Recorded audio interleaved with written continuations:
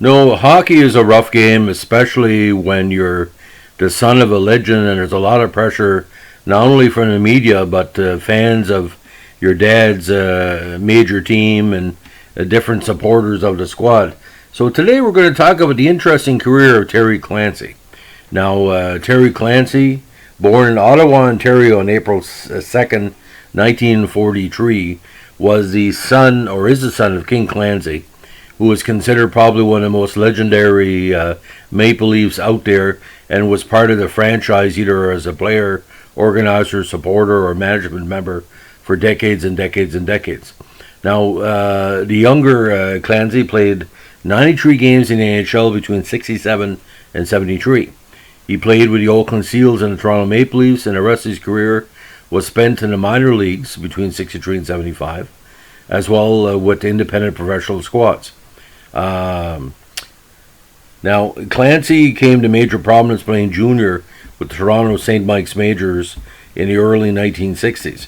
Now, he wasn't putting up many heavy stats, but he did have a good Memorial Cup playoff in 61 for the squad with 6 points in 7 games.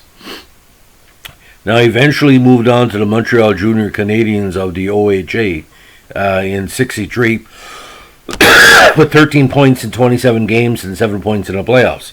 Now, 64 and 65, he found himself with Rochester, the Americans in the AHL, 65 and 66 with Tulsa, then back to Rochester, then with the Buffalo Bisons and Vancouver Canucks.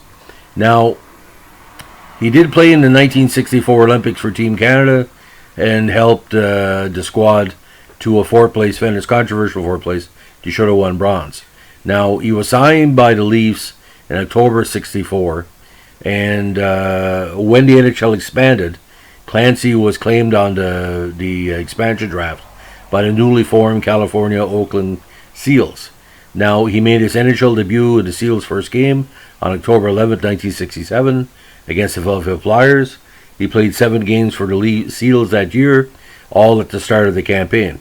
Now, reassigned to the minor leagues, he spent the rest of '68 again with the Canucks of the Western Hockey League and the Buffalo Bisons of the AHL.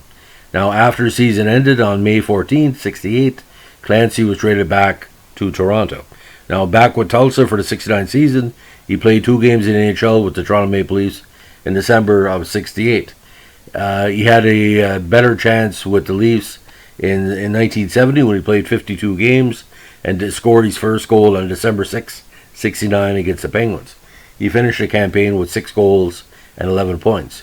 Now, in 1971, he spent time with the Phoenix Roadrunners of the WHL before being traded to the Montreal Canadiens on December 23, 1970, where he played with their AHL affiliate, the Montreal Voyageurs.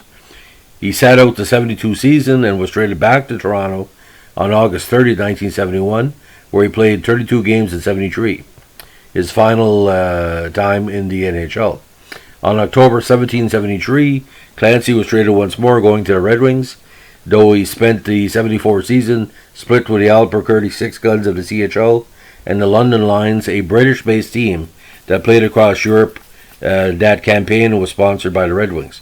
After a 9-game stint with the Virginia Wings of the AHL in '74-'75, Clancy retired from playing. Now, he never really put up big offensive numbers. The only strong season he had was '67 with Rochester, where he had 38 played points in 72 games. Anyway, a defensive specialist. But the AHL totals, not too bad. 161 games, 57 points. NHL, 6 goals, 6 assists for 12 points in 93 games.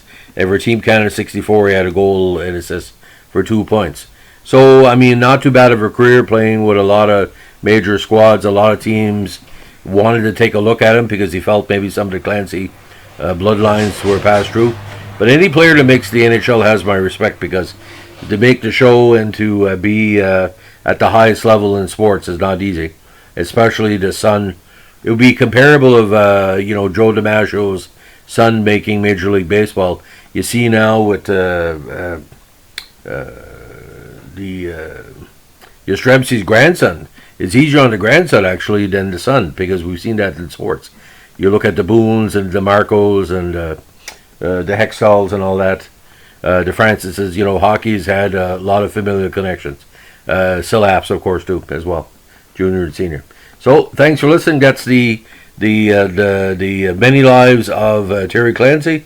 Give me a like, comment, or subscribe, as the channel is not based on monetization.